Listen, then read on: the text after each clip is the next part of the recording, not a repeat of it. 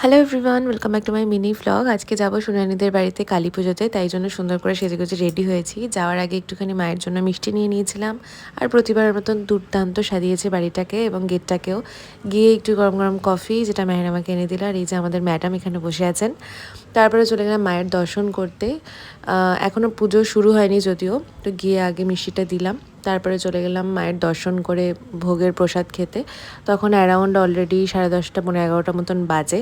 তো এরপরে প্রসাদ খেয়ে আমরা ফিরে আসব, এবং প্রসাদ প্রতিবারের মতন দুর্দান্ত হয়েছিল খেতে। এবং মেহের এই ধরনের খাবার খুব পছন্দ করে, যেমন বেগুনি, পোলাও, এই ধরনের খাবার খুব ফেভারিট। তো আমি এখানে ওকে জিজ্ঞেস করছিলাম যেটা কত নম্বর বেগুনি খাচ্ছে, বললো 2 নম্বর। বেগুনিটা খেতে খুব ভালোবাসার, গরম গরম ভেজে দিচ্ছিলো, তো দারুণ লাগছিলো খেতে।